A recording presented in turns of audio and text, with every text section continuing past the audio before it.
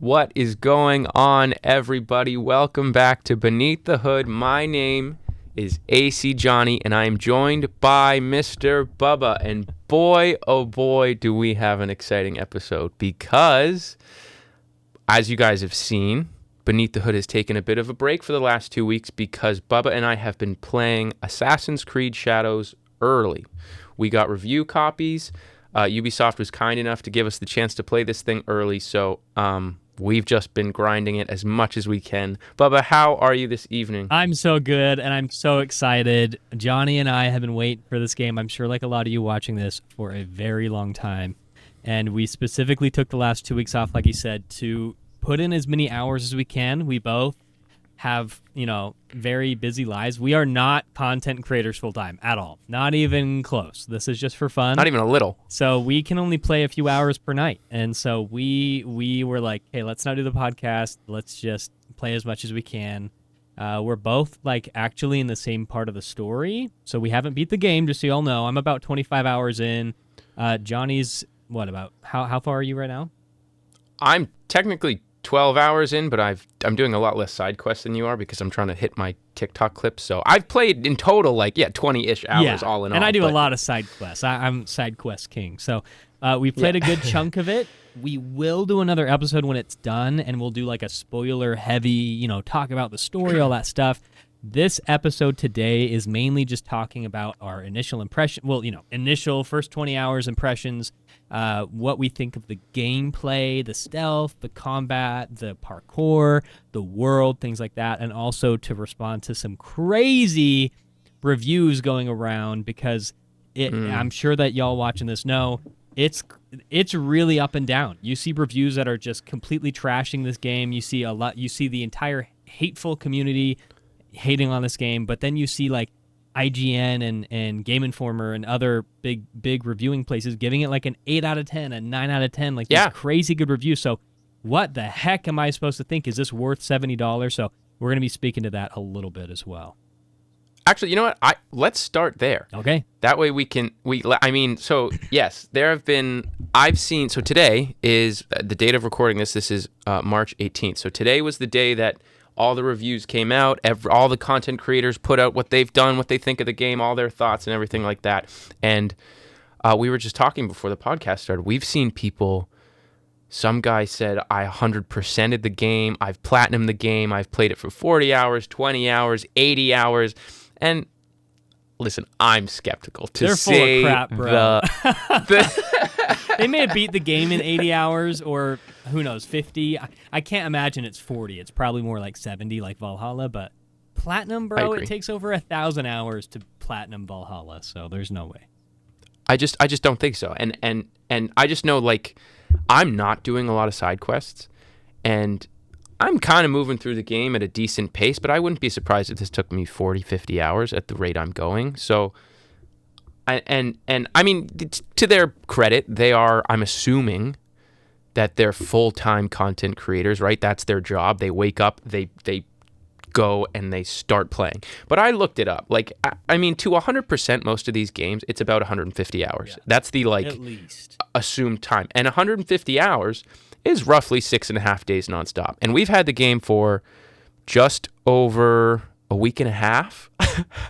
So there's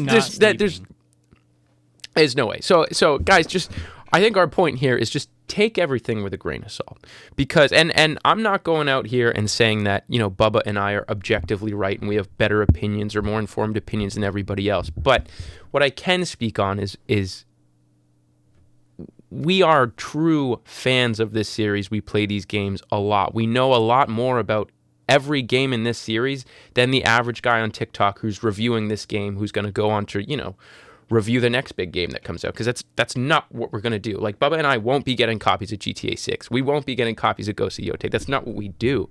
But our bubble is Assassin's Creed, so we hope that assuming you guys are watching this podcast, it means you are probably pretty big AC fans, so we hope that our opinions may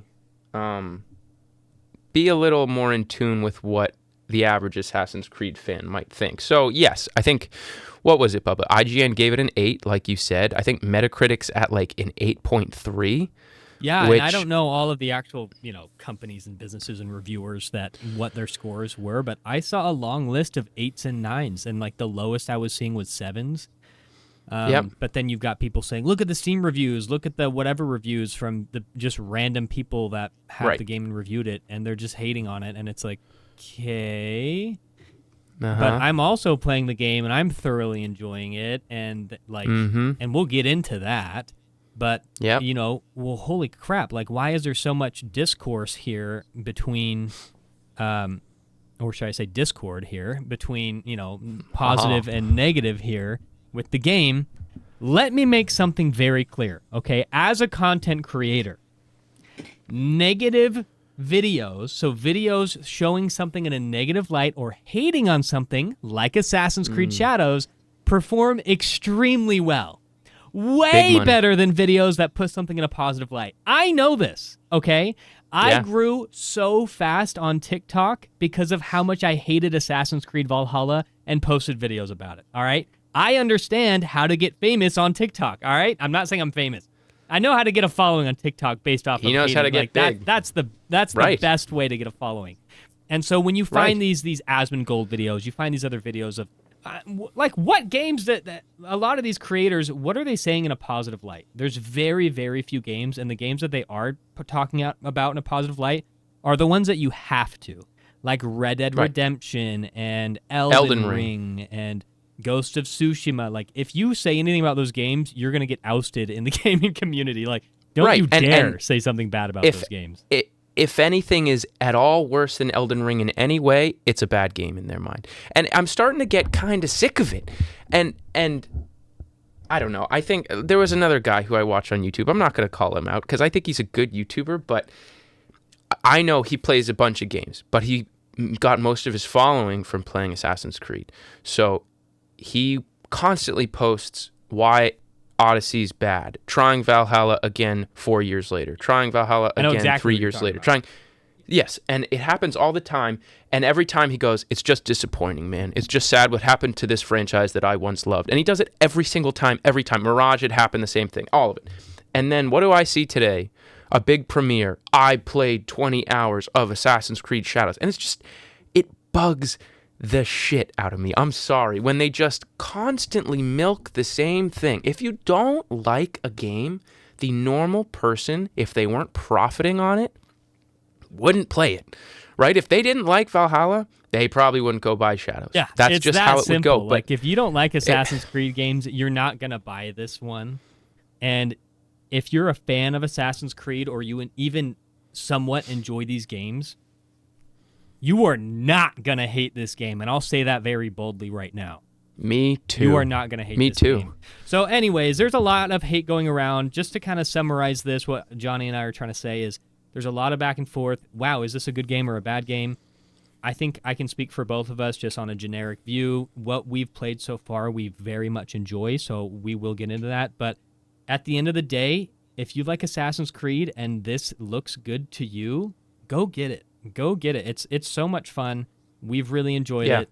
And, don't believe every review that you see online, because negative press really sells. It's what really gets those likes and those shares and everything and those comments. And so, even if it's rage bait. So people know how to make money on TikTok. And that's all it is at the end of it. And this, where I will leave it, because this is my stance on everything. No matter what you hear, there's bias. Bubba and I are extremely biased. We're huge fans of the series. We probably are going to like this game regardless. So take everything we say with a grain of salt. Take everything everybody says. The only way you can have a true opinion on the game is if you play it. Yeah. So if you're interested, buy it and play it. And if you're not interested, I wouldn't spend hours on TikTok complaining about a game you're not going to play. So, like Johnny said, we are biased because we went into this game wanting to like it, and that's the same on the other side. So many people went into this game wanting to pull it apart and hate on it, not just because that's obviously what sells, like we just said, but it's like, I feel like it's popular to have at least 1 to 2 games per year that the community just agrees to hate on. And so like Dragon Age Veilguard was the one that happened a few months ago, and Yep. whether you think that's fair or not, I can't speak to that. I didn't play the game. Yep. And Suicide Squad, Suicide Redfall, Squad. Exactly. Outlaws. So they want Assassin's Creed to be the next game that the community just kind of comes and pumbles on. Yeah. But honestly, it's deflecting a lot of that, in my opinion. I'm glad to go through some of the comments on these videos and look at people saying the hate for this game is so forced. And I'm like, thank you. Like, where is this coming from? This is the most baseless claims and the worst regurgitated takes that they're just hearing from online. So, anyways, we will move on. Well, actually, one last thing. Last thing. Because I want to just a huge. I mean, they painted a target on their back when they chose the protagonists they did. Let's be honest. They did. Because it's a lot. All the compliments are like, oh, it's woke. I'm not going to play this. All the comments, I mean, are it's woke. I'm not going to play this, yada, yada. And I just want to say very clearly, to the point where I'm about 12 hours into the story. Yeah. The characters, like, this isn't like they did like some sort of sob story about why being black or being a woman makes it hard to be them in Japan. That's not what this is. They're just people who have a full-blown story that barely acknowledges their race. I don't think all he said so far is like, I stand out in a crowd, and she was like, yeah, and that's about it. And so it's really not woke. It's just not. Yeah, and it's not political. This is not a political game. Not I know at all. A lot of people think this is some DEI game. This is some woke game because there's some black samurai. First of all, Yasuke was an actual person in history. Whether or not he was a samurai, that's probably not true. And he likely was not a samurai. But he actually existed during this time frame in history. That's the first time that Assassin's Creed has done that and not just made up a character. If they had made up a black character to become a samurai, and that was just a bunch of BS, okay, sure, that maybe has some more base there where it's like, well, how come you did that? Right. But they have a reason. They're like, hey, there is this African man named Yasuke who was there during this time of crazy diversity. Japan was never diverse before this, but now you've got the Portuguese and you've got, Spaniards and all these people coming and trading with Japan. And so there's this sudden shock of diversity, and there's also slaves with them. And so for them to see a black man in Japan was like, whoa. And then to have this character that's actually written in history named Yasuke, who was a black man in Japan under, how do I say his name? Obu Nobunaga or what? I don't know how to say it. Oda Nobunaga. That guy. It's like, Love the name. Like, he's real. So, like, what if we made him an assassin? And that's what Assassin's Creed is about. It's fantasizing history. Right. They're taking history and saying, what if? Guess what? Leonardo da Vinci didn't make a freaking tank and actually have his flying machine work. And George Washington didn't conspire with assassins and Templars. And I could go on. Freaking Julius Caesar did not have a power like, all these things. They're fantasizing history. This is no different than that, and it's not political. It's really not. They're not trying to shove, any feminist or DEI stuff in our face. Not at all. It's true. It's very grounded and very human, and it's just the story of, these two people that find their paths and all these. Anyway, so I'm not going to get in the story. No. So yes. So we wanted to just get that out in the open. We hope you guys, all we're asking is you come into this game with a very clear and open mind, don't take into account what we say any more than you hear from anybody else. But what you should know is that we love the game. And we have a few things we dislike about the game, absolutely, which we'll be getting into. But overall, we're loving it. So let's get into why we love this game so far. So as Bubba mentioned earlier, this is going to be pretty much just a gameplay review. And as a video game, how it works. Story will be the next episode once we actually finish the story and can talk about it. And once you guys can finish the story and all that, everybody can catch up. So you don't have to worry about spoilers in this episode at all. But with that being said, let's see here. So Assassin's Creed in my head is broken down into stealth, combat, parkour, and then like map, open world, atmosphere. Yeah, but that's like the big three for gameplay. Right. I think so. So let's start with those big three. So let's start with the stealth. And as you guys know, I'm the gameplay nerd. I will break down every mechanic into, as deep as I can push it. And I can say without a shadow, pun intended, of a doubt, that this is the best stealth in the series by far. And it's not, it's almost to the point where you can't compare them. Like, this is a different level of game. This is like, I'm putting this more in the tier of Metal Gear and Dishonored stealth. Like, this is a real stealth game. This isn't like when you compare Ezio's stealth to this, it is, you can't compare. This is a whole new level. And why do I say that? So for me, I don't know about you, Bubba, but the most impressive part about the stealth was the sheer amount of new ways you can be in stealth, the new ways you can kill people. So you can, off the top of my head, you can go underwater with a little reed and assassinate somebody there. You can go up and hang from the ceiling. You can pull somebody over, not like a ledge when you're hanging, but like over a box. That's a new one. You can do, there's so many new little things. You can hide in the wishing wells just like they have. You can hide in boxes. You can do stealth through a bunch of doors and breakable options and all these things that keep you in stealth. And it's this new, I don't know why they just put it all on steroids, but it works so well. And the coolest mechanic of it all is the shadows aspect of it, where you can hit lights with kunais, you can turn off lights, you can hide in actual shadows. You have to fit in the shape of the shadow that the roof is casting or something, and you will not be seen if you're laying down. It is pretty darn cool. So that for me, I think the word for this stealth, I'm just so impressed. It's completely blown out any other game so far in this series, and that's saying a lot. And I mean, it's not even close. So honestly, with the stealth in this game, I feel like Ubisoft just said, what should be possible, and let's make it possible. So when you see an enemy on the other side of a pond, well, could I maybe go like, marine style through the pond and then try to take him out in the water? Let's make that possible. Can I maybe I have a grappling hook. Is there like something up on the roof that I can grapple onto on the ceiling and then like kind of zip up there so then I can come down and assassinate someone? Or these doors are made out of paper. Can I just stab through the door? They really just were like, why shouldn't this be possible? Let's make it possible.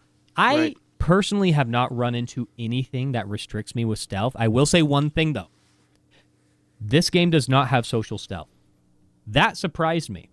I don't even know if you've noticed, Johnny. Yeah, I'm assuming you have, but in a way I wouldn't be surprised if you haven't noticed that, because it doesn't need it. It really doesn't need it. It does not. Social stealth coming back in Assassin's Creed Mirage was very cool. However, these are very populated streets in Baghdad in a very tight-knit city. There's not a lot of wilderness, right? It's just like, for those that have played Mirage, right? It's like Baghdad and then like desert, and that's it. There's no stealth outside the desert. There's maybe a bush or two, but it's the freaking desert. All the stealth has to be within tight-knit buildings and walls and people. And so you have to be able to blend in with people. But in this one, that's not really the case. There's not big crowds of people walking around everywhere. I also have noticed the lack of a loot mechanic. Or a stealing mechanic, so you can't steal from NPCs and rob them. That was a big return in Assassin's Creed Mirage. However, in my opinion, I don't mind this. I don't think that every single game needs to have every single mechanic. I think that there's certain mechanics that make sense to keep in a single game or two and then move on. Yeah. And it's not just as simple as like, oh, well, the grappling gun should only stay in Syndicate. It's like, okay, well, on a technology level, that needs to stay that way. But even like in Assassin's Creed Origins, you had 3 or 4 different bow types, and then moving on to Odyssey, you had 1. They very well could have had 4 still. They so easily could have gotten away with 4 different bow styles, but that's not what they wanted to do in that. And then in Mirage, they brought back social stealth and pickpocketing and a lot of social things like can you throw money in that one? I don't know if you can throw money. In Mirage, no. In Mirage. But like in the Ezio trilogy, you can throw money to cause a crowd to kind of like come and you can escape and things like that. So game mechanics ebb and flow. They go away and come back. So in this one, it definitely makes sense to have the shadow, like the light mechanic. I'm assuming that's going to stick around. I think that's a pretty evergreen game mechanic that's going to stick around. Yep. But like a lot of the mechanics are around a grappling hook. Whatever the next game is, if it's, Assassin's Creed Codename Hex, whatever they end up calling that, they likely will not have a grappling hook, and that's okay. I hope they They'll don't. have some other tool. Yeah, I hope they don't. And so they don't have social stealth. They don't have pickpocketing. They don't have a lot of those other things, like a bench. I don't even know if you can sit on a bench to blend in with. Maybe you can. But anyways, there's so many stealth mechanics that I personally do not use them all, and that's what I want. Yes. I want a game where there's so many options that I don't need to use them all, and in fact, I don't. And so, like, the grappling hook up to the ceiling inside of a building, haven't used that once. Is it very cool? Yeah, I tried it in the 4-hour demo that we did a few months ago. Uh-huh. But other than that, I that's not how I play.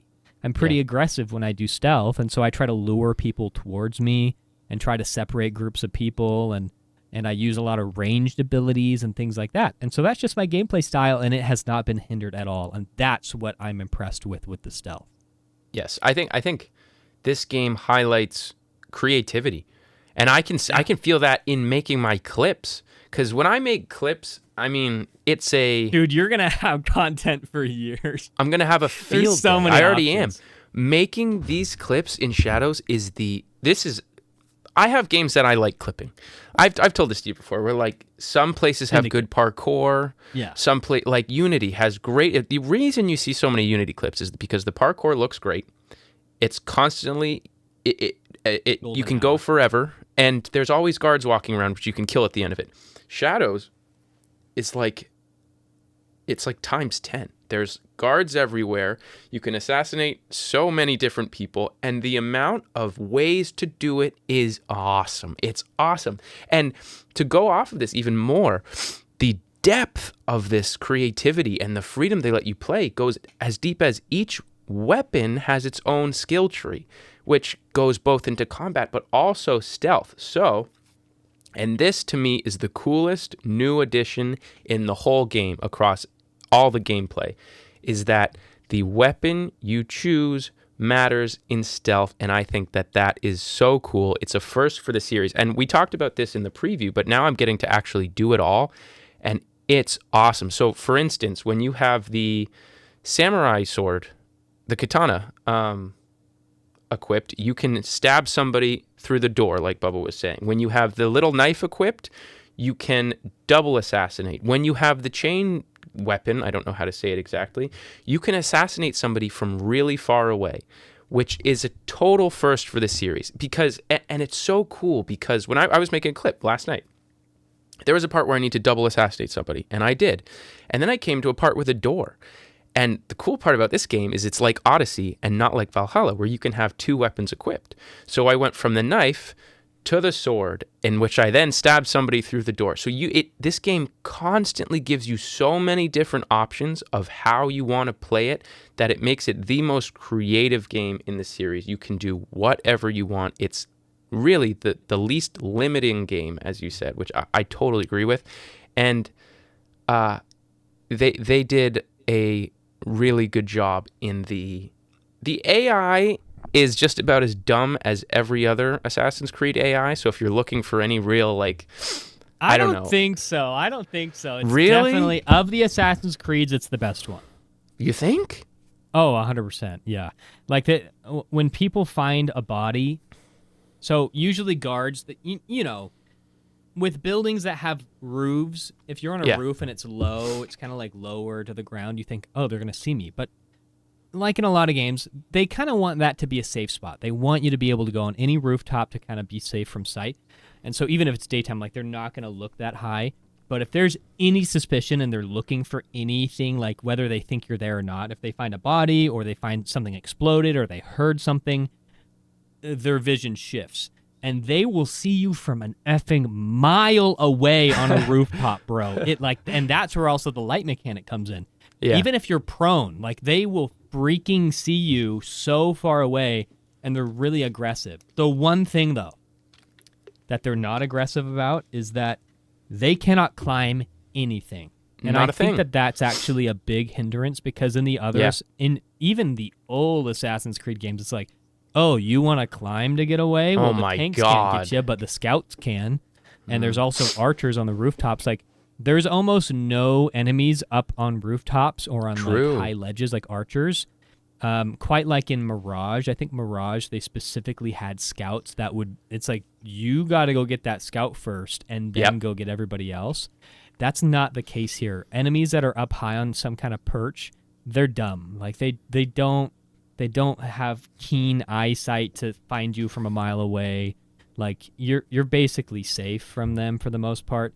Detection's pretty slow. It's actually probably one of the slowest in the past 4 games. Uh-huh. I appreciate it. I will say something before I move on. There is a difficulty setting, and there is also a difficulty setting specifically for stealth. So I have not touched any of it. I'm doing my first playthrough in canon mode, and I'm doing it just on normal difficulty. But you can raise that, and so I'm assuming that how enemies look around, where they look for you. Like I've actually heard that it's not just as simple as they can see, like they notice you faster, but their actual AI is much smarter with the higher difficulty setting at stealth. I can't speak to this because I haven't done it. I've just heard this. From when I did the demo, it's the demo tech that told me this, so I assume that's a pretty reliable source. But she said that the enemy AI actually gets smarter, and they will look for you more intently. They'll look up on rooftops and things like that, and like they get smarter, just period. They're a lot smarter. And so I'm very, very interested to play with that. But anyways, they don't go on rooftops, and they don't go in water. So if you're getting caught, just hop on a rooftop, and you can even just sit on the rooftop and lay down until they go away. Like the rooftops are safe. And so that's kind of one thing that I wish That's a good point. they had better. But anyways, kind of a random sidetrack there. But, Well, so everything we've talked about so far has been about Naue specifically. Naue's stealth is peak, the best, fast, as smooth as can be, beautiful, perfect, whatever. I've tried stealth with Yasuke, and obviously it's very difficult, but it's, in my opinion, it's difficult for the wrong reasons. Like, I get that they don't want you to do stealth, but for instance, he doesn't have a true assassinate button. He has the, like, call attention to me, assassinate somebody, so he will scream at a guy and then blow his brains out to get the attention of the other guards, like, so that he can fight them or get their attention away from Naue or whatever it is. So he's actually equipped for the opposite of stealth. And then even if you're going with the bow, which is supposed to be his, like, silent option, I really struggle, and this is my only complaint about the controls. It's not like other games where that's your ranged weapon. It's still like your second weapon that you chose, and there's some abilities. Like a tool. Yeah, it's not. It's not like a bow in other games. It's not a dedicated ranged weapon, because you can have a katana and his big club thing, or you can have his katana and his bow, or his club thing and his bow. Like, it fills that second weapon slot, and it doesn't sound bad in theory, but there's a lot of bow specific abilities that you can't get to until you're in combat, which I find really annoying, because if you were to try and, the ability button for me is R2. And so if I'm holding R2 to try and access my ability menu for the bow and arrow, it immediately swings the weapon in his other hand. So now it's really, actually, in my opinion, it's really poorly made. I find the ranged weapons really hard to use if you have a melee weapon equipped with it. It's beyond That's clunky. Interesting. Yeah, I haven't played with that too much. I mainly have used the gun. I've used the bow a little bit. I'm about to use the bow a lot more because I just got a legendary one. But yeah. I've used it in stealth, but it's not at all, and like for those that haven't played it, this is going to sound strange, but it does not function like a bow in the other games at all. No. It is, like Johnny said, it's not to be like a stealth mechanic, it's really just to be a ranged mechanic, because sometimes there's enemies that are ranged, and they like to step away from you and kind of, they don't run away, they're not like a nuisance really, but like, oh shoot, that guy's up on that ledge and I'm so slow. Like, I could technically climb that ladder and get up to him, but he'll shoot me twice. So let me just shoot back at him, you know?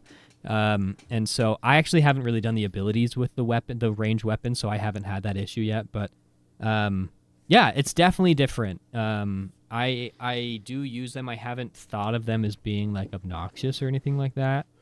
To use, I do like the option because he doesn't have a ranged weapon. So like Naue, to kind of speak to the weapon loadout, both of them have 3 melee weapons, and then Naue has a ranged like throwing knife, and then she's got like a throwing star. It's not meant for people; it's meant for like objects. And she's got like a smoke bomb and other things. And then Yasuke has 3 melee weapons and then 2 ranged weapons to choose from. And then is that it? I think that's it. He doesn't really have like tools. And so that's a big difference. And so the bow and the gun they're pretty similar. Very. I think the bow's a little bit more ranged, and I think it can be used for stealth. Like I don't want to say it's not used. Like you can shoot someone far away if you can one-shot them, and that's an if. If you can one-shot them, then people aren't going to know about it. But yeah, he definitely has stealth options. But with the melee weapons, I've kind of noticed that each of them have like a short range that's like really good for 1v1 boss fights. They've got one that's kind of like a medium range weapon that's good for kind of like poking and prodding. Not so true with Naue, but then they've got like a group attack weapon. So for Naue, she's got that that hook with the ball chain thing. Yeah. I use the crap out of that because if you get surrounded as Naue, you can run. You usually need to run away, but I'd like to try to take them on. And if you are just using your sword or your dagger, you're cooked. And so for this, if you use this ball and chain, like you'll whip the ball around and do group damage. And I specifically have on my weapon, I have you can put perks on certain legendary items. So I think legendary gold items you can put up to 2 like upgrades on it. Yep. Like engravings or whatever they call it. And I have an engraving that breaks armor. So like if I've got armored enemies around me, I just whip that ball around and start taking their armor off. And so that's really helpful. For Yasuke, he's got his sword. He's got like a spear with like a sword on the end of it. And that's good for kind of like more range, like, just like a spear, a little bit more range, not so close up and personal, a little easier to dodge with. Has a little bit of a group attack mode. I think some of his abilities, like you can slam it down and do group damage, kind of like an Odyssey. But then he's got the freaking mace, like the giant hammer stick mace. I don't even know how to describe it. The big club thing, yeah. I freaking love that thing. So I didn't use the spear until just like last night, but I was using the katana for a while, and that's like really good 1v1. But for taking armor off, it's not great, and against brutes and stuff. Dude, I switched to that club. I felt like a god. Like I felt so OP. I just like would go up in one like he kind of has like a group swing. He can't really hit people behind him, but there's like a 45-degree angle in front of you that he can kind of whack multiple people. And that thing will delete armor, and it can take on brutes. Like, I love taking on a brute that also has one of those weapons and like, fight me, Yeah. And so, yeah, the weapon choices are very fun. And they each have 3 melee weapons. And so there is there is diversity there, which is super nice to have. But not nearly as many weapon choices as some of the older games. Yeah, and I don't even think it's a bad thing because, like you said, in the older games, the weapons don't really do anything different. No, they act all the same. And you stick with the one that you like, and then you don't. Correct. And in this one, Bubba's right. They actually do serve a purpose. And even, like I said earlier, like in stealth, they serve their own purpose. But since we're talking about combat now. Which I didn't know. I haven't done that at all with like the group, like with the range stealth, because I use that ball and chain thing. Yeah. I haven't done a ranged stealth attack yet. So like I need to play with that. It's really cool. And to that point where they only have 3 weapons, but each weapon has its own dedicated skill tree for that weapon, which is amazing because you can do a build as a character and then you can even hone that build even further with the weapon you want to use, which is so cool. Like the best stealth weapon is probably the 2 knives with Naue. So if I want to do a really good stealth build, I go all the way to the assassin skill tree and I bump that up, and then you can go even further and take the knife and bump that all the way up. So it really does feel a lot like Odyssey to me in the customization of builds and how you want to play. The skill trees lend itself to that really nicely. So in combat as well. And even with the armor. So I have been actually I've been happy and not happy about certain choices made with the armor. I've been happy with there are engravings on armor, and legendary armor has specific engravings like set to it. So there's like with a legendary piece of armor, it has an engraving that like comes with it, and then an engraving that you can choose, and you can collect engravings with loot and stuff like that. So which is great. That further helps builds. And of course, there's things like critical hit damage and breaking armor, and they even have poison. They don't have. I haven't seen fire, so it's not like in Odyssey, where you can have like fire and No. you can have I don't know what other stuff they blast. Like they just have a bunch of different abilities. And so I have had poison so far. There might be a few others. I don't know. But the armor also goes towards the builds. However, there's only 2 pieces of armor. So Odyssey, right, and in Valhalla, you've got the helmet, you've got the shirt, whatever, the chest, the legs, and the boots, and maybe gloves sometimes on some of them. And so 5 to 6 pieces of armor. This is 2. So you've got like your chest / legs, and then you've got your hat or your hood. I actually love the hats. Yeah, no crap. I mean, I can totally have a Bubba hat in the game. But that's it. So there's not a lot of like mix and match. If anybody's into that, I'm sure that there's some that like to do that. I think I like to do that. I try to match armor sets, and that's not really too much of a thing. Like there are matching sets, but it's just the head and the chest, and that's it. And so it's not most of it's not hard to get matching sets. anyway. It's all in one piece. I think we're getting a little sidetracked here, but that's let's just to keep going with the armor and the gear and stuff. I actually like the less pieces. Like, do I really need to be putting in Valhalla and Odyssey? Do I need to put in different engravings on different boots and different levels of gloves and different levels of cape 100%. and cloak and chest and it's way too much. And I think Valhalla was a big improvement from Odyssey in the amount of armor sets that were in the game. And this is a new take on that, where I think there's more armor sets. You get a lot of them, but there's so few pieces. It's so much easier, in my opinion, to digest that I actually really like the way this armor system works. And like you said, it does aid itself to the builds. Like there's a hood that does more damage for air assassinations and stuff. So you can really focus on how this works. And there's a lot of stuff that helps the combat too. And just to go back to combat, because you were talking about it earlier about how with Naue, you need to run away and stuff. And to me, the combat is where the differences between the characters is really like the most. Like stealth and parkour for sure, SK struggles with that, but in combat, it really feels like when I'm Naue, it feels like I'm playing Mirage combat again. It is, you're waiting for somebody to swing, you parry, you try to hit them back, you run away, you dodge. It's like a different game. And then when you're Yasuke, it's survival mode. You get hit twice, you're freaking dead. Yeah. And then with Yasuke, it feels like Valhalla again, where you're just rolling through people. However, I think the armor system is good. I find it a little annoying, and I don't think the combat's quite as good as Valhalla's, is in my opinion. I think I'm missing a lot of the abilities are good. That all is pretty similar to Valhalla. I think there's less abilities. I think there's definitely less animations for like finishers and stuff. In Valhalla, when in Valhalla you counter somebody and then you press R3 or whatever on the right stick, and it does that unique animation with the enemy's weapon on the enemy. I love that. There's so many animations in Valhalla that it really helps the combat feel really cool and unique and deeper.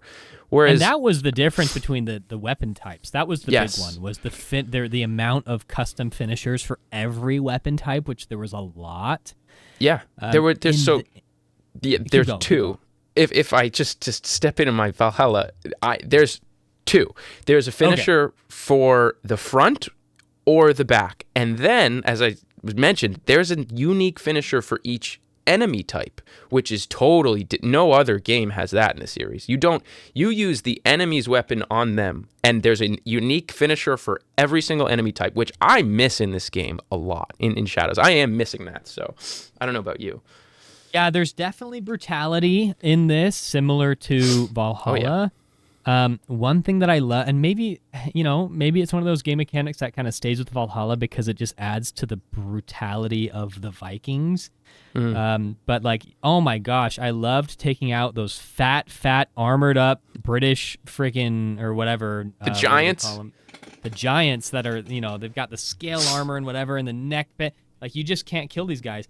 And then to grab their own greatsword and just smack them until they're freaking dead. And you can hear the metal, like, clanking on their chainmail. It's so good. Like, I freaking love that. And there's so many where I'm like, oh, And so I had that for the first few hours. But you quickly realize, and I'm hoping that they... they're gonna give more love to this game, I think, via updates. So I'm hoping that more finishers come, and I'm hoping they're not in the form of microtransactions. I think that's possible. I think it's possible that they might. They've never done it before, but you never know. It's Ubisoft. Bad. If they say, yeah, you can unlock or buy certain finishers, because it is almost bare minimum in my opinion. Where it's pretty. Like each weapon.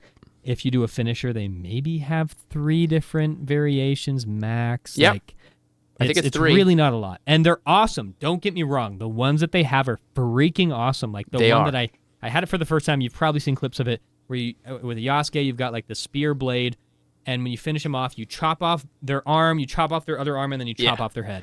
And it's like, okay, that was pretty cool. It's so cool. They're all that really happens cool. over and over and over and over.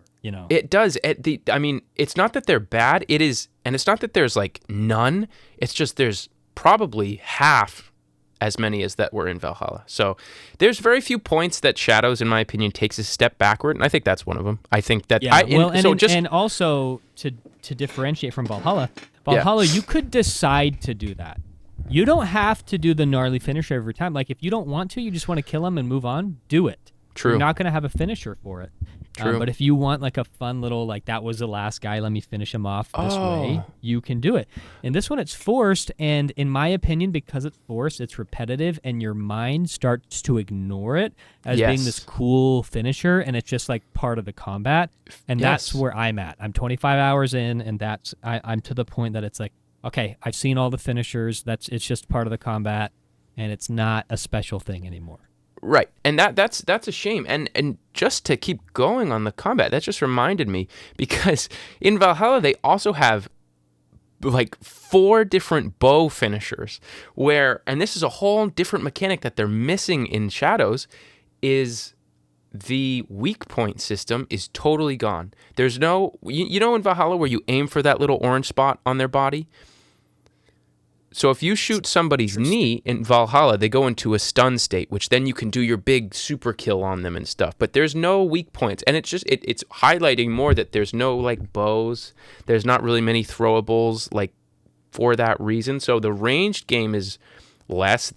I truly think that Shadows overall, it has a cool new armor system, but I don't think that's an improvement. It just adds a little more depth on how you want to play, because there's some gear that takes off armor more than others, which is all fine and stuff. But and in my opinion, that specifically adds so much depth to the combat, and I forgot about that. Like, Valhalla truly had phenomenal combat, and that was one of the reasons.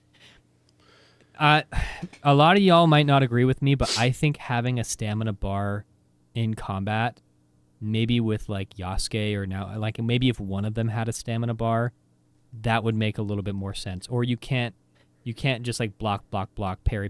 Like you can only do so much. And because I find myself like spam dodging a lot, and as Noway, where I'm like, F me, like get out of there. And I'm just like, dodge.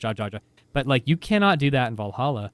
It was a restriction, but I think that it kind of made sense. But specifically what Johnny said about the weak point system, I think this is one of the, like, this would make the most sense to have it in this game, because the enemy types, the variation of the enemies isn't drastic. You've essentially got normal guys with no armor.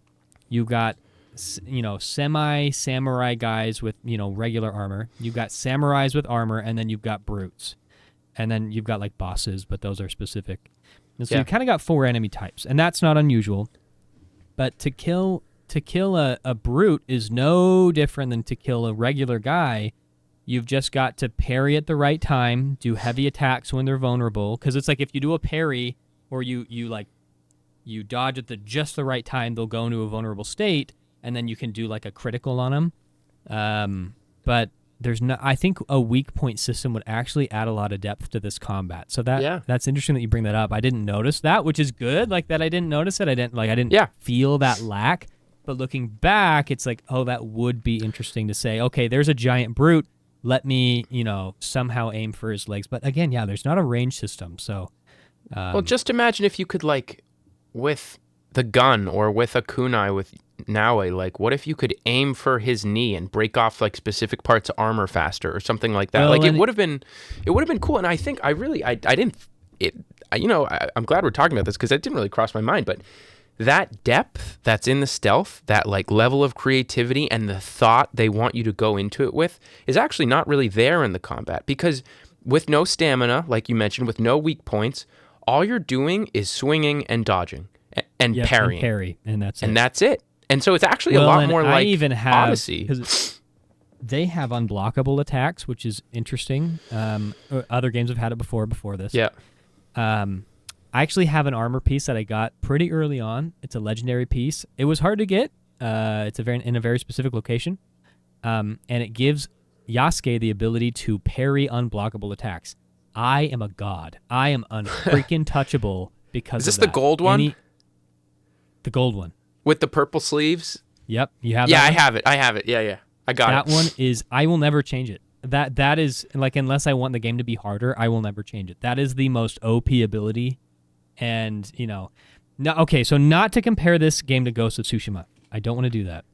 But the way that Ghost of Tsushima brought significant depth without having to have some kind of weak point ranged ability with a bow was having stances. That's a big one. If they had brought stances, it would be compared to Ghost of Tsushima nonstop, of course. Well, but in Ghost, you had was it 3 or 4 stances? I think it was 4 stances you could choose from, and you didn't have to use the one stance on the one guy. But if you wanted to do a decent amount of damage to them or to cut through their health faster, you need to go into a specific stance for specific enemies. So if you're getting attacked by a group of multiple enemy types, you have to single one out at a time, switch stances, and do it again.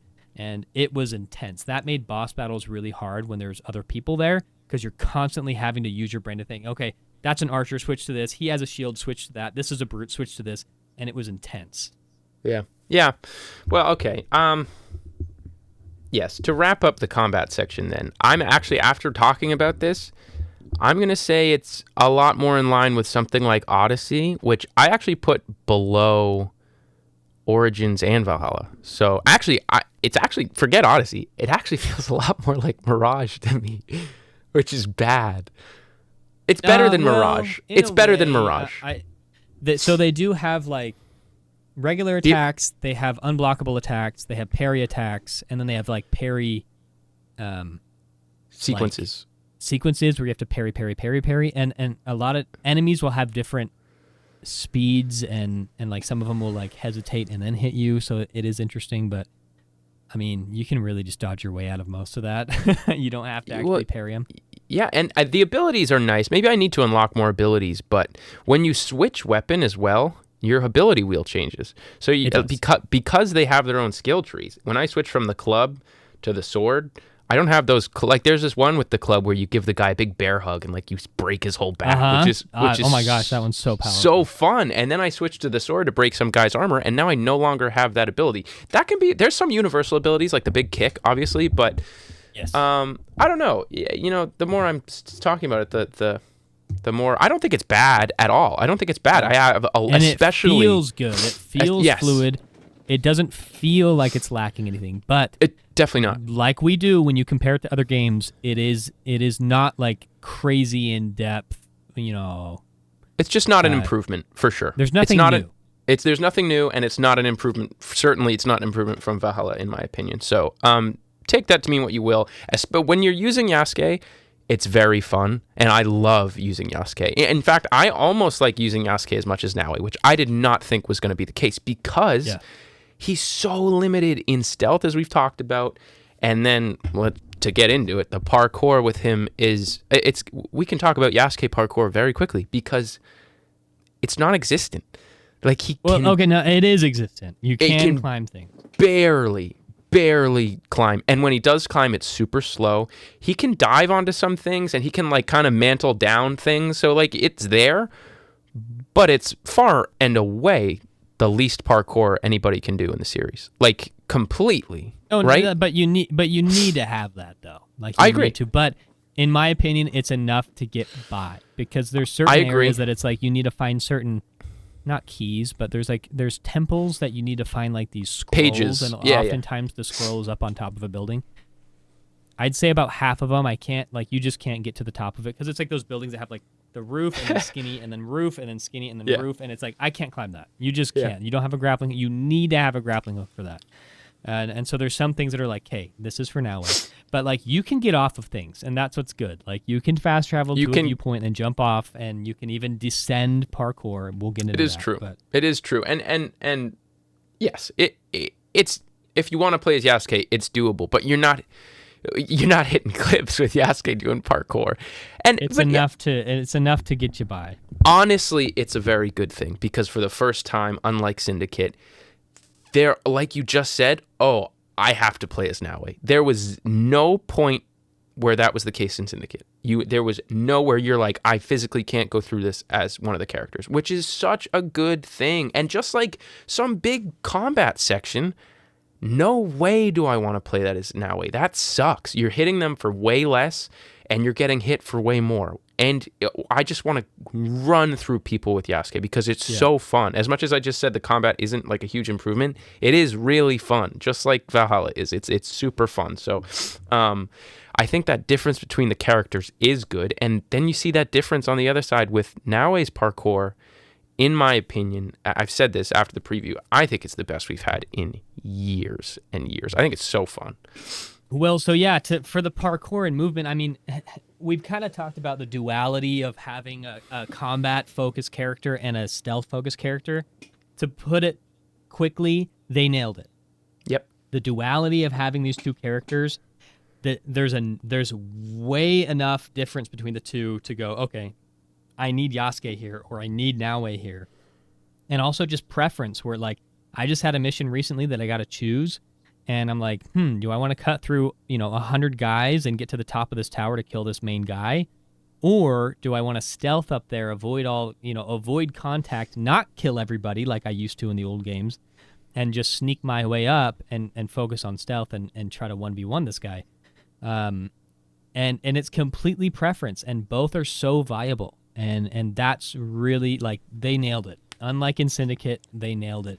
Where it's like there's some times where I'm like, okay, I'm gonna need to use this guy, or pick a character, but most of the time it's just preference. It's like, what do you want to do? You don't want to go and cut through a bunch of guys, then stealth your way in. You don't want to take the time to stealth your way in, and so they really did nail that duality in my opinion. And yeah, the movement for Yasuke is enough. Naue, I'll let you get into this. I'm just gonna introduce this. The biggest thing for me, descending parkour.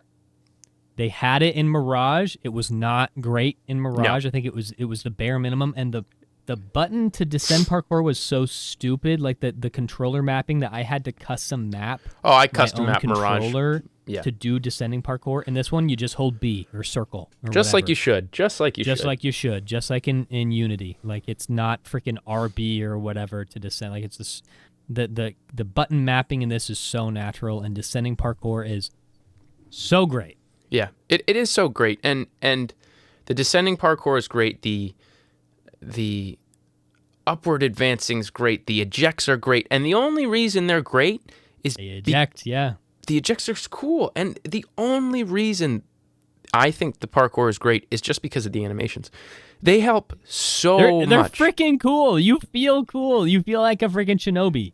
It's the only difference between it, and it sounds hilarious because I'm saying it's great parkour, but there's two differences between Valhalla parkour. She runs, I'd say 4 to 5 times faster than Eivor did, which feels great.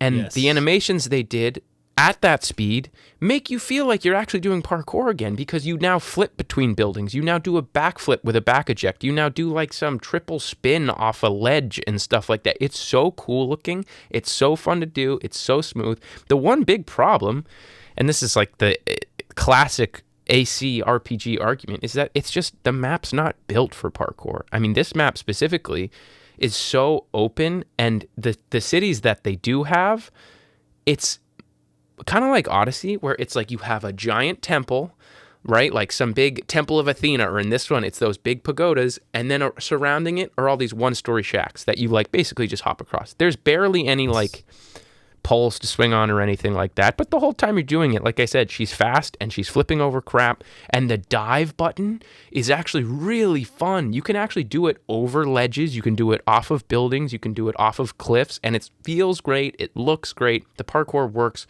so well. I just wish there were more spots to do it. Yeah, definitely. I feel that, where it's like, I don't actually do parkour a lot in cities. I only do it for necessity, to be a ninja, to get over obstacles, which is like the point, obviously, but yeah, there's not a lot of multi-story buildings, and that's, I mean, it's just accuracy, right? It'd be cool to have this level of parkour in, like, you know, Florence or something. Yes. But yeah, that's definitely not. And they also didn't go the route of, well, let's just make ropes connecting every roof to everything. It's like, no, they don't have ropes and poles and everything going off unrealistically, where there's just a bunch of poles and rods and, you know, hanging off of every single building. They want it to be aesthetic and accurate to Japan. There are still ropes and you know, rods and whatever, but not like in Odyssey and Valhalla. Like both of those, like you go to London and it's just like a city made out of ropes. Like everything's connected. I love it with rope. But it is bad, and you've been saying rope so many times, it's just reminding me that I want to talk about the grappling hook as well, because it's a really good mechanic, and it's in a way that I think it's going to make so fluid. It's so fluid. It works every time, and I think it's going to make the Syndicate haters happy as well, because it's not something you just throw between two buildings and you skip all the parkour. It's something you have to use to get up these unclimbable walls. You have, a lot of the walls are, you can't climb it. Right, unless you have this grappling hook. And but it's also definitely, cool. It doesn't, like you said, it doesn't make parkour easy. It's yes, literally out of necessity, and to the point that, again, they kind of thought, what should be possible? Let's make it possible. I just had a mission the other day that there was this castle wall, and the wall was really tall, and then they had this big overhanging roof. But I was down here on like the ocean front, or like this the shoreline of some lake. And it was too tall for the grappling hook to naturally give me the ability to use it. So I thought, can I run up this wall and then jump off the wall? And by the way, I thought this without thinking about the footage that I've obviously seen of gameplay. I just thought this. I was like, if I can get onto something higher, or like maybe run up this wall, maybe I can reach it. And I could. I like scaled up this wall as high as I could, jumped up, and she like jumped backwards and throws her grappling hook up. But you have to time it just right, and then she can grapple all the way up and you know, use the rope. And they did show that off in the gameplay, but I didn't even think about that. I was like, I wonder if I can do that, and I could. And they even had a special animation for it. And so it's very natural. It is, and it's also such an improvement from the Syndicate one, because you can control if you go up or down, and then also you can kind of enter this. There's two modes. There's the up and down mode, where she's climbing. You can slide up or slide down or climb up, and then you can press like swing. And if you press X or something, then you can start swinging on this thing. So you do a backflip onto the next roof or something. Like it really is a really good mechanic that feels. The difference from Syndicate, it feels so natural. It doesn't interrupt anything. You can't substitute parkour, like you said, with it. It's just such an integral part of the game in a really good way. So that I think is really good. The next, I want to touch on the map and the world and Japan, and if you're good to move on from the hardcore nitpicky gameplay stuff. I mean, parkour is just phenomenal. I think, it's very natural, very realistic. I will say that. I think Assassin's Creed games in the past have been unrealistic. I'll say Unity. Yeah. With just like, you feel like effing Spider-Man, and like the ability that you have to scale walls. This is very realistic. It's not just climbing. It definitely is parkour. It's flashy and cool and fun. And like Johnny said, the speed, like when you're going at normal speed, it feels like the old games where it's just like, you're just running at that speed and doing parkour. But then there's a sprint ability, and you can sprint and do parkour, and it is so fast. You can do everything in the sprint mode that what I've played. Yeah. Every parkour thing that you can do at normal speed, you can do at sprinting speed. There's no stamina, and you go friggin' fast, and it's really, really cool. It is really but yeah, cool. just very natural, very realistic. But yeah, let's move on to the map. So, what you fire up the game, you get past the prologue or whatever. You're now in that I don't know what they call it, the opening sequence, without any spoilers. The prologue, yep. What was your first thought when you're running around that map? So the map is very different. Again, if you haven't played the game, you're like, how could this possibly be different from the RPG games? It is, and there's two reasons. One, the physical map itself, like when you're actually in your map screen, it's all like black and white, like a painting paper, Japanese, whatever. And you actually have to rely on not just traveling everywhere, like it will like reveal things when you walk along paths and stuff, but also viewpoints.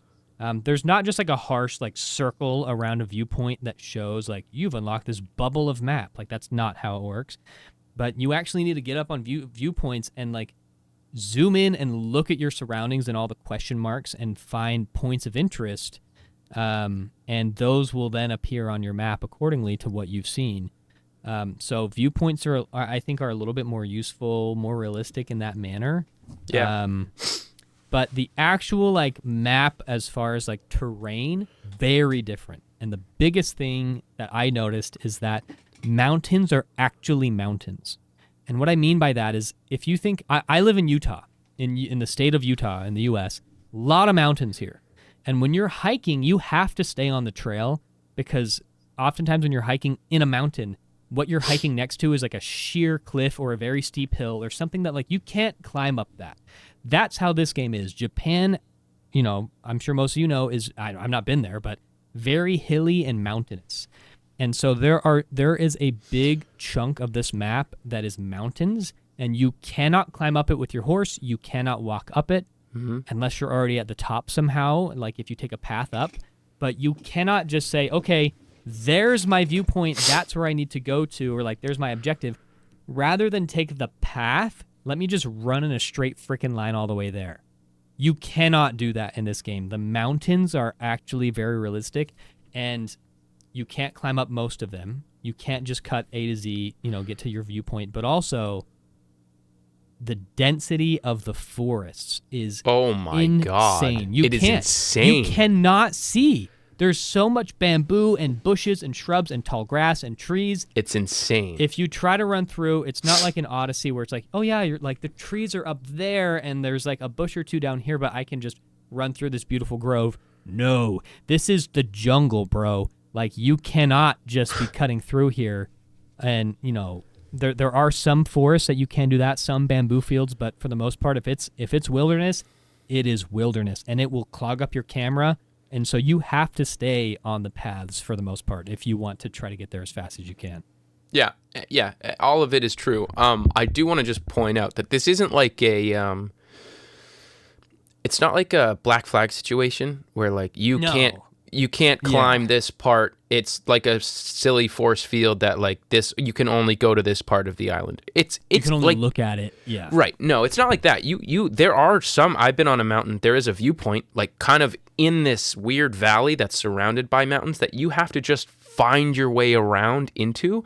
But it's not like that. There's parts of the map you can't get to because they didn't want you to go there, so they just covered it in mountains. No, it's just realistic, which is cool. Yeah. It's not like the other games where you can climb anything. You have to have a specific, especially in nature, they have specific points you can climb. They're like highlighted in yellow. It looks uncannily like the Horizon games to me, where like it has like, not everything. That's like specific paths. There's actually like a mission structure around that where it's like a point A to point B like trial that you go through that has the yellow, but it's pretty distinct. I'm gonna compare this to Assassin's Creed 3, because there are ledges that you're like, when you just look at it, you're like, I can climb that, and I cannot climb that, because you can just tell by the texturing and like the depth of the ledges. I also want to just hold on just for a second, because that's kind of I don't want people to get excited. You can't do the tree parkour or anything like that. It's not. There's no. It's not like AC3 in that way. He's just saying in AC3, like the rocks are that way. Yeah, yes, like the cliff faces are that way, where you look at a rock face, and it's like if it's covered in grass or if it's like a sheer like dirt, like you can't. This isn't Valhalla. This isn't Odyssey. You can't climb everything. Yeah. And so you actually very realistically have to say, okay, I'm on, like, I just had this the other day. There's this giant waterfall. I got to get up it. And, like, over there's, like, a really tall grass hill. That's the waterfall. I can't climb through the water. But here, there seems to kind of be, like, rock ledges up. And it's not very obvious, but it's like, I think I can climb that. And so when you look at it, you kind of have to think of it more of a realistic point of view of, like, what could I do? If I were in this situation, what path would I choose?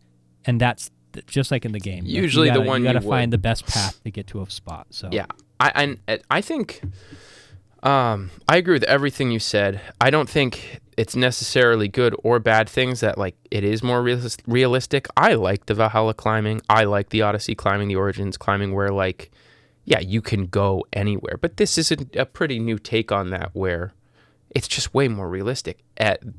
However, I will say what is not realistic about this map is the way it looks, because I don't know about you, but this is easily one of the best looking games I've ever played. And when I said it's not realistic looking, the amount of like effects that are happening at one time between, first of all, this is the windiest game I've ever played. There's dust and there's trees and there's everything's blowing. The grass is blowing. There's leaves in the air constantly. There's sparks in the air in the opening scene when there's fire and stuff. It is graphically, when you're just in this world, this is an unbelievably pretty looking game. I am blown away every time. And it's between, even when you're looking up one of the mountains, you have everything's moving. It's the most alive map. There's animals everywhere. Yeah, it's dynamic. It is, and graphically it's ridiculous. I have my settings turned up medium. It's not even high because it starts to really push my PC, but they said forget it. This truly feels like a next gen game, like a fully next gen game. It does. I 100% agree with that. There's very few games in this world that I will just stop and look. Yep. And I'm like, oh my gosh. I have done that more in this game than any other game, including Red Dead Redemption 2. Red Dead 2 is incredible. This game is, I mean, Red Dead 2, you're essentially in the US, right? And you're in like the Wild West, right? There's only a few pretty spots.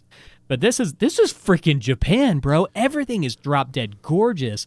And they have a full day-night cycle. And there's like stars. The seasons. And it's so, and like, there's times I just looked at a mountain and a lake, and I'm like, I want to see the next 5 minutes of like, okay, the lighting right now is really cool, but it's almost golden hour. I want to see what it looks like at golden hour, and it does. And I'm just like looking, and one thing that stands out, so what Johnny said about it being alive, so true. I showed my wife, and she couldn't believe it, that like how realistic everything looked.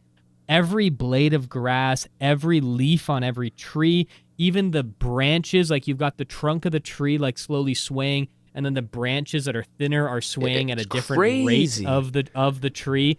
It is I have never seen or heard of a game that has nature realism to this extent. It is absurd how realistically everything moves. You feel like you're actually in, like, this isn't a video game. Like, this is drop dead gorgeous and realistic. And the wind and the leaves and everything. It's not just like in Ghost of Tsushima where everything's blowing sideways and petals are just blasting, showing you where your next objective is. It's not like that, because that's how Ghost is. It's just kind of like it blasts, and it's like the graphics are incredible, but it's not going for realism. Right. This is realism. And the second biggest thing that stood out for me graphically was, okay, there's two things. The next one's water. Oh my freaking crap. The water physics in this game, and I don't mean if I throw a pebble into the water, there's a ripple. I don't mean that. Yeah. I actually haven't even tested that. But I look at like a river going through, like a creek going through a really dense bamboo forest. I'm like, that's real water.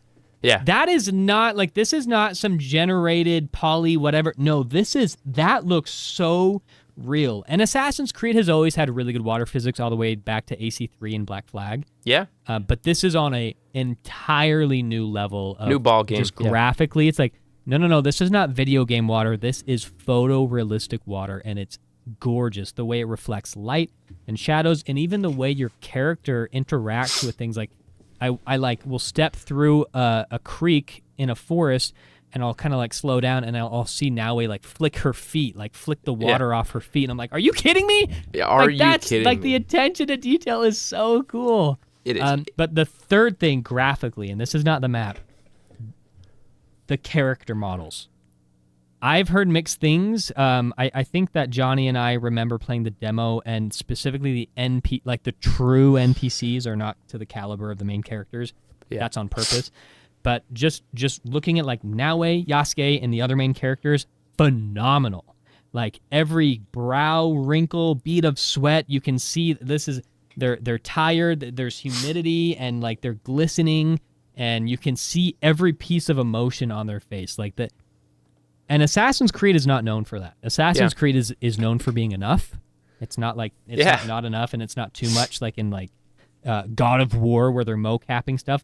I don't think that this is mocap. Not I could mocap. be wrong. I don't think it is. Assassin's Creed historically does not mocap stuff. I don't think so. And this is, in my opinion, the best non-mocapped game I've ever seen for character models. I wonder if the main sequences are mocapped, because those, like, to me, if we're just talking specifically character models first, I think Yasuke is a level above everybody else. Just specifically, his face and his hair is easily the best looking character in Assassin's Creed. I think Naue looks great. I think Junjiro looks great. I think the main characters look great, and the way they talk to each other and the cutscenes with them in it. But then you go to an actual side quest, like I need shop you to do this. owner. Even bigger than a shop owner, like even a kind of a main story quest with just a side character, like a one-off character. They look super robotic to me. Like oh really? I guess I just ignored it. Really robotic, like to the point where it looks like a Disney animatronic in the way they're moving and talking and the dialogue. And I have a hunch at why this is. I think it's because you have a whole mode in this game where you can play in Japanese, and I bet their mouth matches the Japanese because it matches the English when they're talking. So I bet it has something to do with that, where they had to separate some things, because I don't think it looks a touch better than Valhalla or Odyssey or Origins in those specific sequences. I think the main sequences do, the main story do, especially when it's Yasuke and Naue together. I think those look amazing. But sorry, I have a little bit of a cold. But some of the side characters, the difference in detail in their faces as well, I'm not terribly impressed with. I have to say, I'm probably spoiled after playing something like Death Stranding and Devil May Cry 5 and all these other games that are like really pretty. Like the side characters I'm not overly impressed by, but and that makes sense to me. I'm not surprised by that in the slightest. I haven't noticed any robotic kind of stuff. Valhalla and Odyssey and Origins definitely had the same like few movements that the characters would do. I think I eventually caught on to. I haven't played this long enough to catch on to those movements for these. But I will say, this game does not, like the side quests and the main quests do not play like all the other RPGs in a lot of ways. But the way that I'm pointing out here is dialogue. So it's kind of a bummer. I didn't realize this, but both Johnny and I are playing on canon mode, which actually gives you way less dialogue options, because it's like canon mode is essentially saying, hey, you're playing the canon version of this game where you play as Naue when you're supposed to play as Naue and Yasuke as Yasuke, and you say and do and make the decisions based off of those things. And so I've actually noticed during dialogue, there's like almost like a setup where you have to make a decision or you need to answer a question that somebody's asking you, and my character will just answer it. But there's almost like a brief pause where you can tell that there should have been a pause for like a dialogue option, but there's not. So sadly, neither Johnny and I can talk to that front of how much dialogue and choices there are to choose from. Because I remember in the demo, the 4-hour demo, there was a lot. Even in the prologue, there was dialogue option, but in this, there was none. Yeah. However, in canon mode, it plays just like the old Assassin's Creed games, where it's like, no, you are, like, when you're in a cutscene, you're in a cutscene. You're not making decisions. You're not choosing dialogue. There's not like a choose this decision in the next 5 seconds, and you have to, like, choose wisely kind of thing. None of that. You're just watching, you're playing the video game portion and you're watching the cutscene portion. And I actually really like that. Yeah. I don't care for the choices, really, the RPG. You know, I will play another playthrough with the RPG mode. But, you know, I'm totally fine with just watching cutscenes and having it be the canon mode. But in Odyssey and Valhalla, there's so much back and forth, even with the most side quest, character people, where you're going back and forth as Eivor and, you know, side character Z, you know, forever. Like that, there's so much dialogue where I'm like, do I seriously need to know this much about I don't this actually one like person? it. I don't like it at all, especially when it's not about canon stuff. Oh, yeah. No, and it's just like, it's a waste of time. And so I find myself skipping through so much dialogue in those games. Yeah. And especially that's where you start to realize the movements are the same when they're talking. I have not noticed that in this game, and that's, I think, probably the reason why is because they're cutscenes, and if they're not cutscenes, it's like you're talking to a merchant, and it's just like, show me your wares, and that's it. Like it's not true.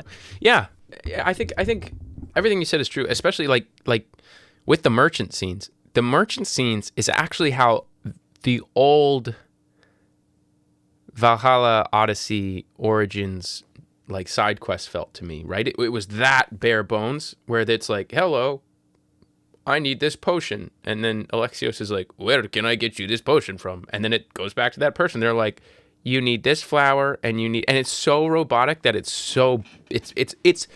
takes you out of the game is the point. And this game does not do that. At least in canon mode, I'm not getting taken out of the game in the main story, which is good. I am getting taken out of the game in those really side quests, but overall, that's interesting. So to speak quickly to side quests, because I've done a lot, the way that they map out quests in this game, like I'm sure a lot of you have seen, is just like Mirage, where you've got like this white paper map thing, and you've got like the center circle that has like the Templars, you know, the Templars in the middle, and then you've got like Naue and Yasuke's side missions, and then you've got like this one area side mission and this other faction side mission. There's a lot of circles. I think they did it better than Mirage. I think Mirage was like hard to track because there was like pathways between them all and whatever. It's all pretty. I think this one's still hard. It was a lot less. And this in one's one, a they lot. keep zooming out and zooming out and zooming out, and there's more and more side quests. It's huge. My main issue that I've run into so far with side quests is not repetitiveness. I've seen some people review the game saying they're very repetitive side quests. I don't know what they're comparing it to, but if I'm comparing it to other Assassin's Creed games, that is not true. The side quests are way more customized in this game than I've ever seen in Assassin's Creed before. That's saying a lot. That's good. And I'm a side quest king. When I get to an area, I like to do a lot of side quests before moving on. What I have run into is I will unknowingly pick up side quests, and I will unknowingly complete them. So, for example, there's a part, and this is not story spoilers, there's a lot of different sub-factions, other than just like the main cult I did the Templar same group. thing. There's sub groups of like, you know, these are rogue samurai that you have to kill 5 of them, and there's rogue, you know, different people you have to go kill. And I found myself in Kyoto, which you get to like, you know, 10 to 15 hours in probably. And I was just wandering around trying to find the main quest, because the main quest, unless you use your scouts, is not going to show you exactly where to go. You have to explore and go find out where to go. And then like I'd walk up to a person, and then Yasuke starts talking to them. Like without me doing any dialogue option, it's not a cutscene. He just starts talking to some lady, and I'm like, wait, what's happening?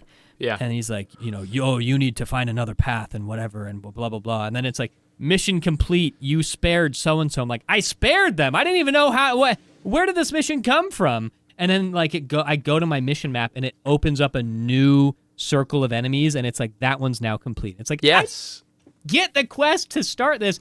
And I think I had actually done like 4 out of the 5 of them. And then I was at like the end of doing my main missions in Kyoto.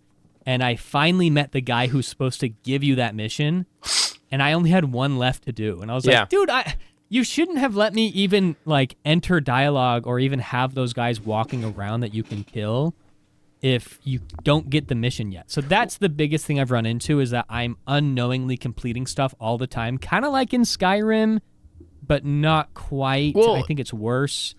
It reminds me so much of an Odyssey. It happened to me, I think, 4 times in my original playthrough, where, you know, I'm running through wherever and I press triangle and I'm about to like spear somebody to death in the coolest way possible. And then it pops up and it says, you killed a member of the Cult of Cosmos. And I was like, what? I did? What?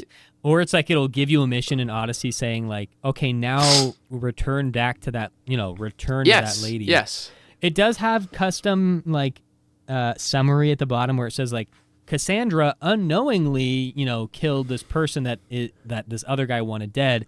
Go to that guy and let him know and get the reward for it. Yeah. And so he'll like kind of give you the mission, and then Cassandra's like, I already did that actually, so give me the money. And he's like, okay, sweet. And so they do have custom dialogue around it. This is not that though. Like when I accidentally do a mission, I don't get a notification saying to go to somebody to get the rest. It's just like on the board, it just pops up, and I'm like, okay. Yeah. I guess I did that. I did the same thing a couple times with the same exact thing in Kyoto and stuff. In Kyoto. Yeah. By the way, Kyoto is, it's huge. Massive. It's huge. Let's talk about the size of the map really quick. Yeah. I mean, well, so I don't even know the size of the map because I've still only hit like 12 hours in, I've hit, oh God, probably less than a quarter of it in like the furthest reaches. Like this map is big. I don't know what to compare it to. It's not Odyssey big.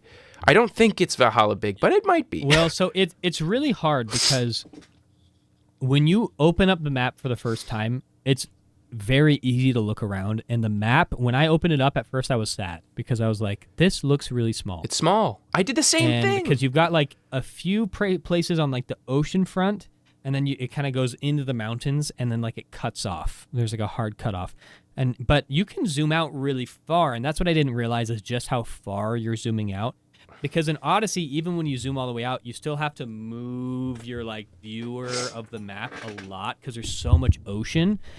And so it feels enormous even when you're zoomed all the way out. In this, it's like you can zoom all the way out essentially and just like barely move the map around. And you're like, wow, this is a small map. Like I was kind of hoping for like Japan as the map, you know, and it's not. I don't even recognize it as Japan on like a geographical standpoint. No. And so I thought it was small, and also you can see a lot of stuff. So kind of like, again, to compare it to a realism take, like I'm on a mountaintop and I'm like, that's a city down there. Let me go run down there. If it were Odyssey, I'd get there in just a minute. I don't know what it is, but the depth perception in this game is so different than other games. If I'm looking at a city down there, it will take me 15 minutes to get all the way down there. It's like huge. You can see just about everything in the map on certain viewpoints, and you're like, oh yeah, let me just go over there. No. Like, it's going to take so long, and there's probably a mountain in your way or whatever. And even on horseback, and horses move really fast. And like, I think the horse mechanics are really good. You auto-mount your horse when you call it. That's a big one for me because I hate calling my horse in Odyssey and Valhalla, and it's like, it just comes to your vicinity and then just like turns around 6 times and you're like, arr. And then you have to get it up to sprint speed. But anyways, that's a little thing. But yeah, the map is actually enormous. We're like, I think at one point I was on a boat in a lake that I thought was small, getting from point A to point B. And I thought that I was there because it had been a minute that I had been on this boat. And then I go to the map and I'm like, oh, I'm not even halfway. Like I thought that I was like on a little lake, and no, this is enormous. And then to zoom out, it's like, oh wow. So I've kind of gone far in some spots of the map, but it's actually big, and it's very dynamic as well. It is big, and I think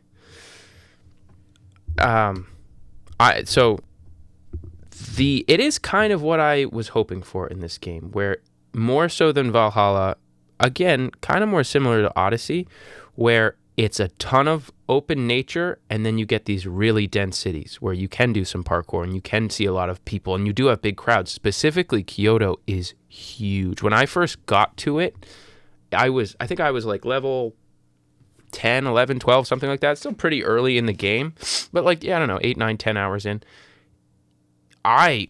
There's 3 separate viewpoints within this one city, which is you guys thought that Athens was big. This is way bigger. Yeah, I was blown away. I might go as far as saying it's almost the size of like, I don't know, Constantinople or something. Like, it's huge. Or like Florence or something. This is a giant location within a giant map, and I don't know. This is just I don't know if this is the biggest city in the game. I haven't been to Iga. I haven't been to any of these. I think it is the biggest city in the game, but to speak to that, it is mind-blowingly enormous, and it's realistic actually how big it is at that time. But don't think that they're like, oh, there's one big city or like, and then one pretty big city and then the rest are small, like in Odyssey, where it's like you've got Athens, you've got Sparta, and then everything else is like medium to small. No, there are other cities that are enormous as well, not to Kyoto's size, because Kyoto's also very flat. It's long, and so it's like a really flat, like you can't see it all, even on a viewpoint. I feel like you can't see it all. But there's other cities that are enormous and just as impressive, if not more impressive. Yeah, and they're all like, okay, there's a lot of town, and then there's like a temple in the middle, but like in Kyoto, there's not like a huge buildings somehow. But then there's other ones that's like, whoa, there's this massive, massive castle and like, you know, and moat around the castle, and then a city around that, and there's multiple. Like you guys, it's not just a few big cities. There's a lot of massive cities that you can really sink your teeth into. And that's really cool. That's really what I wanted out of this game. That was a thing almost at the very top of this list where it's something that these RPG games, like, they're basically nature games. Like, especially in my opinion, Valhalla, which is one of my very few knocks on the game, is everything not only is like decrepit and broken down and just ruins the whole map, old Roman stuff, which is realistic. It's all like overgrown, and it feels like you're not really in a city.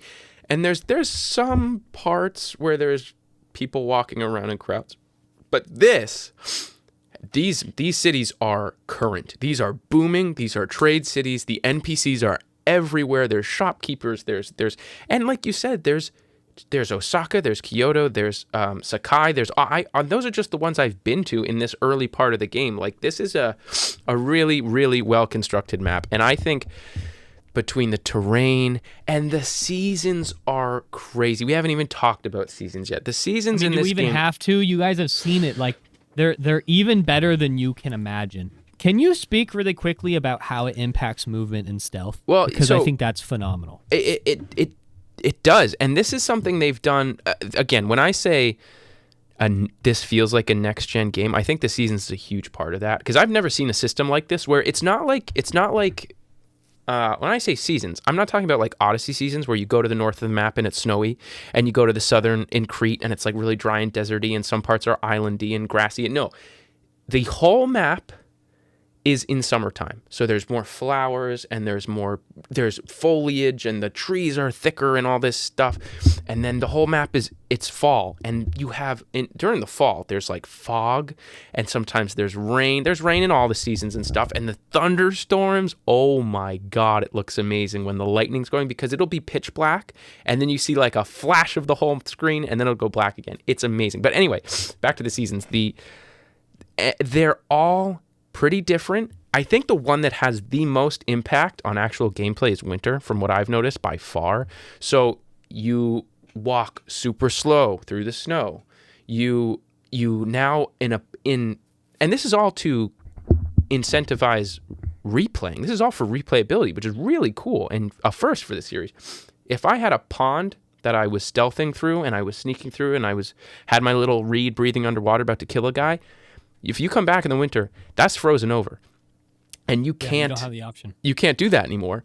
And the bushes, you want to hide in a bush? Sorry, in the winter, the leaves are off the bushes, so they can now see you through the bushes. Which is, I mean, this is cool stuff. And Yasuke, like, is really slippery on the ice. He can barely move on the ice, which is so cool. There's. Well, and even, so I just learned this today. I didn't notice this in the gameplay, but even down to when it's like a rainstorm, So your character, even now, they have movement noise. There's no like visual indication or even like you really have to pay attention to the audio or have headphones on to really hear. I mean, Yasuke, they can kind of hear you coming from a mile away most of the time. Yep. But now, like if you're walking up to a guy right before you assassinate him, they're gonna be like, huh, and start to turn around. Even if you're Yasuke in a rainstorm, they will not hear you coming. So cool. Even if you're sprinting, they won't hear you coming. That is so cool. And you can make noise, and even the icicles. So like if you're on a ledge of a building and scooting across, and there's icicles, and an icicle drops, it makes sound, and people go, huh? And start to look. It's so cool. It's so dynamic, and there's still details that I haven't even found out. Yeah, that's just two same. of them. That's just what we've seen, and again, this is just more of that like attention to detail, creativity, depth, replayability. This game, they cranked everything up. Like Bubba said, like, should I be able to do this? Let's do it. And the seasons also play a gameplay effect. So, like you have this scout system, which Bubba mentioned earlier, but I don't know if we fully explained. So in your home base, which has a whole map maker thing, which I think is pretty cool. We don't have to go too much into it, but it's pretty basic. It is cool.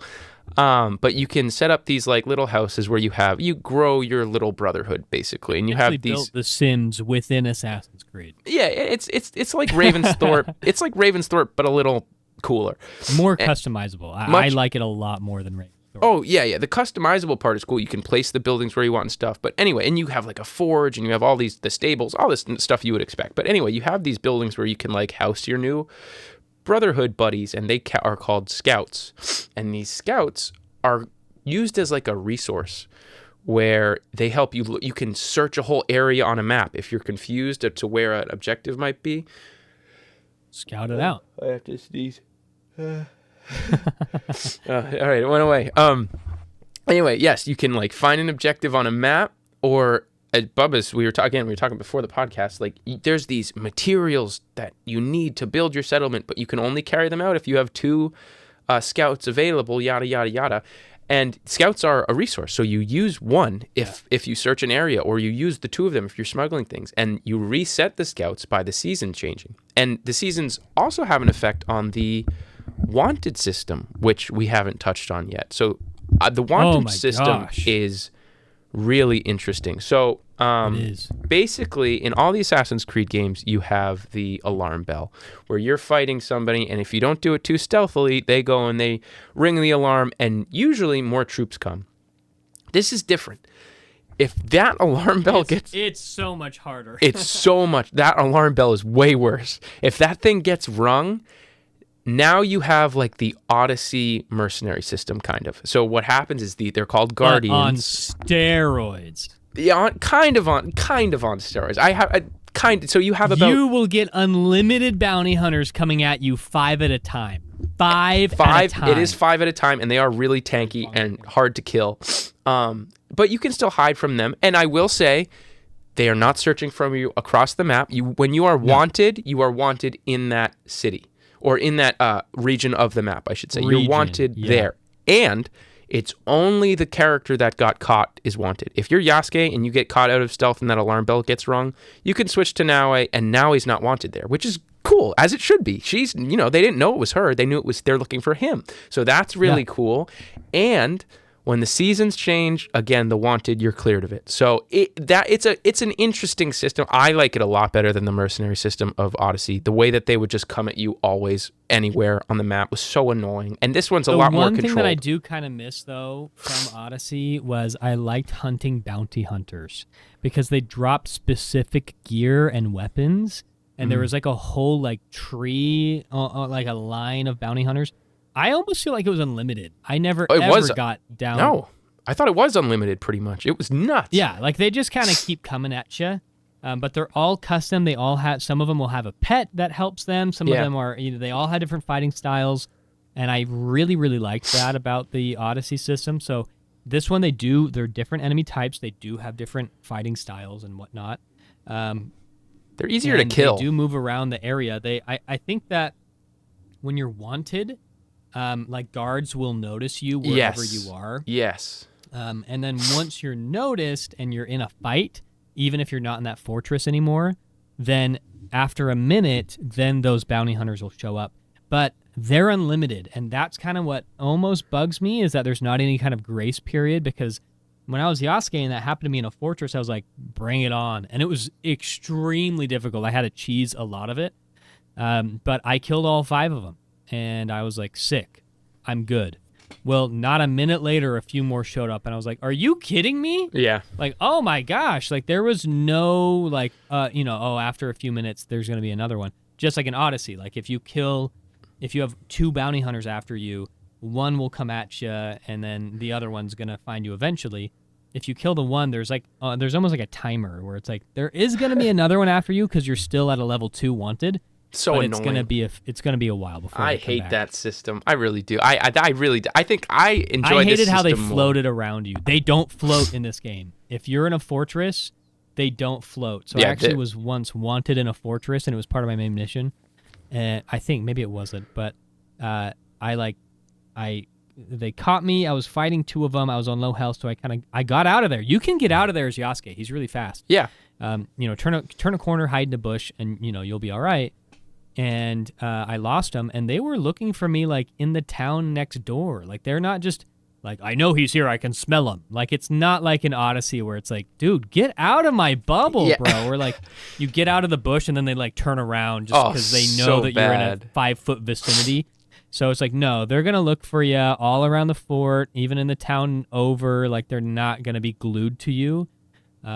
And even if you're in combat somewhere else in the fort, like, they're not just going to teleport there. So it is nice in that sense. But to speak really briefly, though, about the seasons, the one thing that has kind of taken me out of it a little bit was the seasons don't actually impact the story. So I have gone through probably a dozen entire season shifts where it's like summer, winter, fall, spring. Oh, wow. And so I've gone through a lot, and sometimes they're quick.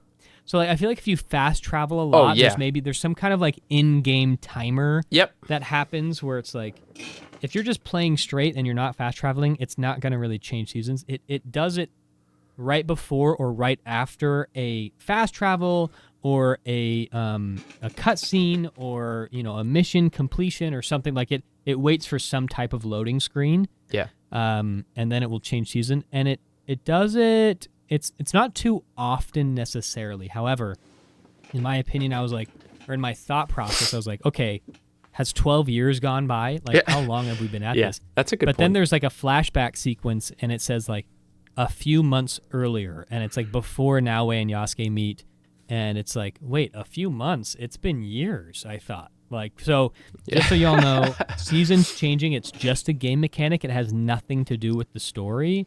And the cutscenes will revolve around the weather of what's happened. So, if it's winter in your gameplay, it's going to be winter in the cutscene as well. But it's not actually multiple years going by in the game. It is. That's all true. It is a very unique system, though, for gameplay. I think it's really cool. But yes, it's not tied to time as much as it is just seasons. So, I think I've hit everything I can think of at the moment. Again, I'm 12 hours in. So I want to just say, firstly, all of my opinions may change. As I get more things in the skill tree, maybe I'll love the combat more. Maybe the stealth will get annoying. Maybe it'll get better. Maybe things will change, but for the gameplay. But at this current state, I'm giving this game, without considering story, like a 9 out of 10, like a 9.1 out of 10 is where I'm at. I'm actually, it could be a little higher than that. I'm going to go like a 9.5. I think this is a really, really good video game, and I'm enjoying it thoroughly. I look forward to coming home and playing this game, which Same, yeah. I don't have any game fatigue from this. No game fatigue, and I don't really do that with story games a lot. I do with Creed usually and some other ones that I love, but a lot of story games, it's like, I don't know what to play. Let me go back and play the rest of Horizon or whatever I'm doing. But this is like, I can't wait to get home and play this game. It's so enjoyable. I'm having so much fun. It has surpassed expectations for me personally. The positives completely and totally outweigh the negatives of this experience so far. I am loving it. I'm going to go ahead and say 12 hours in, this is absolutely in my top 3 Assassin's Creeds. Without question. It is in so many ways in a different ballpark than the rest of this series. The way that they went about building the stealth, building the map, the depth of the gameplay, the attention to detail in the seasons, and just all the mechanics and that 6 skill trees per character.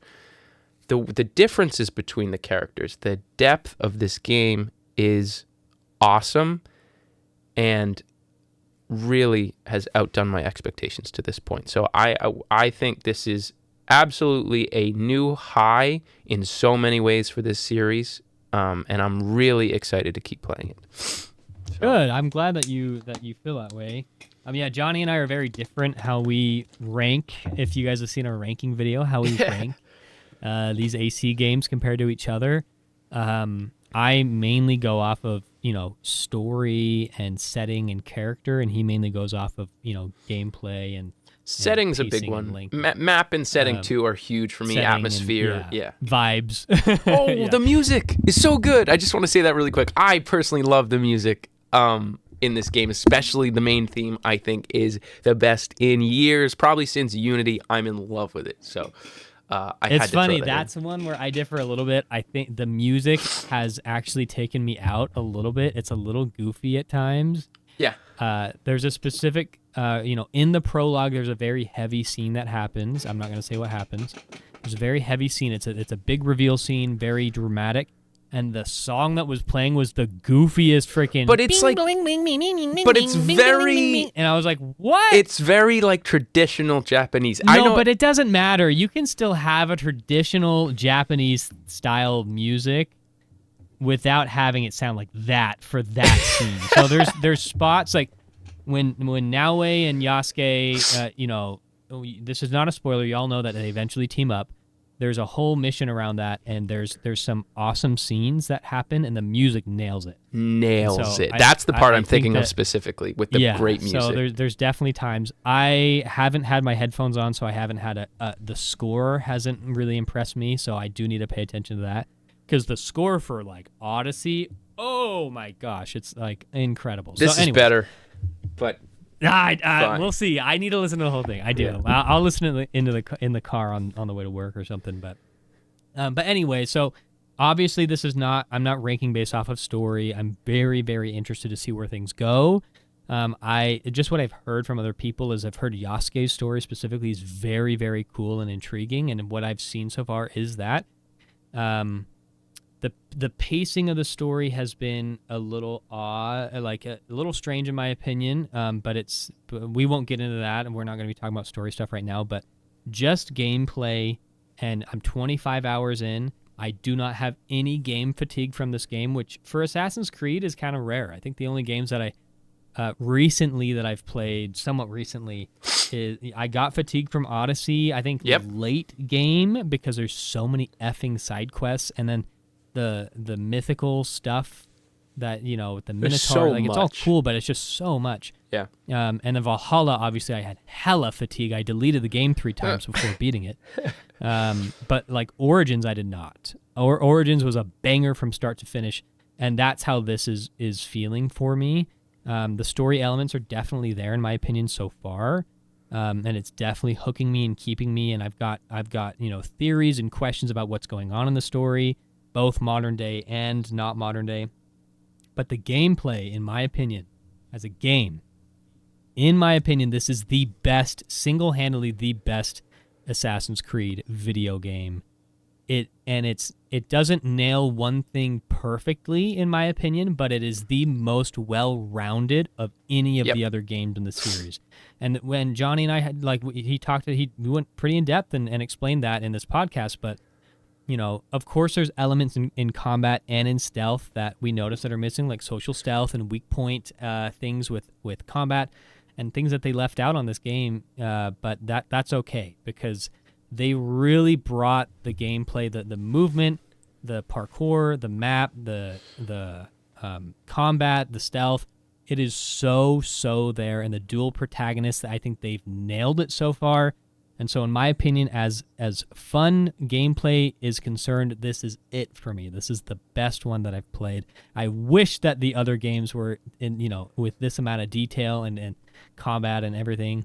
I'm really excited to see what they do with the Assassin's Creed 4 remake if it actually happens. Apparently it's apparently the next thing. Yep. Like before Codename Hex, like this is their next thing. Yes. So if they do some kind of open world RPG with the AC Black Flag, oh my gosh, it's gonna I don't be think so they good. will. So, I don't think they will. I think they're keeping the same story. I think they're going to just do we'll it. see. It's going to be a We'll remaster. see. It's going to be a remaster. But anyways, yeah, I'm on the same page as Johnny. Gameplay wise, this is high 9s out of 10 for me gameplay wise. I'm not having any fatigue. I'm very much looking forward to playing this game. At the end of each night, I find myself staying up till 1 a.m., which, man, dude, I've got 3 kids and I got to wake up at 6 a.m. for work. That is not a smart decision for me to be making, and I don't make it lightly. But I also don't say that lightly. And I think both Johnny and I we are fans, but we're very critical of this game series. We have a very, burning love for these games, but, they also have sucked ass in the past with some of the things that they've done. AC2. Hey, shut your mouth. Go watch our ranked video if you haven't. But, we're very critical of these games. So this isn't just us glazing these games. But as far as gameplay is concerned, I haven't even brought up the things that I don't like or things, problems or anything, because they're so minuscule that they're not even worth bringing up in this 2-hour-long podcast. That's how polished, and polished is not a word that's used in Assassin's Creed. No. But this is a very polished, very fluid and the natural 3 game. months helped. The 3 months helped did. a lot. I think the it delays did. are a huge part of why this game is running smoothly, Yes. almost completely glitchless, might I say. I've only had one crash and no glitches. I haven't crashed. I got stuck in a rock once. And for Assassin's Creed, that is game changing. Yes. That is insane. No, you can see, and the things like the snow on the feet and the attention to detail. I don't know if that's involved in the last 3 months, but if it is, it shows across the board. It is the most finished and complete Assassin's Creed I've played on release. By At far. launch. Yeah, exactly. Yeah. So it's been phenomenal. We're loving it, in my opinion. And it sounds like for Johnny as well, this game is worth the money. We're only 25 hours in. I'm 25 hours in, and I'm not even halfway. I do not think that I'm even halfway through the story yet. Granted, I do a lot of side quests, but that's also part of the side quests are phenomenal in this. And so, that's our thoughts so far. We think very highly of this game. We're very pleased because this was a risk, right? You never know. Yeah. But they honestly, in my opinion, did make the ultimate Assassin's Creed game to date. We're did. Very happy about They did. that. It absolutely is, guys. I hope you guys are excited to play it. So, in the next episode, whenever it is Bubba and I finish the story, we're going to be grinding it. So we're going to be trying as hard as we can to finish it fast. We're going to be talking all about story, and we're going to go a lot more as well into the gameplay of the story, the mission structure, the side quests, all those other stuff that we missions, spoilers, all that stuff, and even stuff I want to talk about, like the temples and just things that you have to do in the game. We tried to avoid this episode, so we're going to be going really in depth in the next episode. I don't know if it's going to be 2 hours. It absolutely probably will be. So please stay tuned. I hope you guys enjoyed the podcast as much as we do. We're having so much fun, and there is absolutely no better time to be an Assassin's Creed fan than right now. So we hope you guys join us for the ride. We hope you guys play Shadows and have as much fun as we do. So thank you guys so much for watching, and we will catch you in the next one. Take care.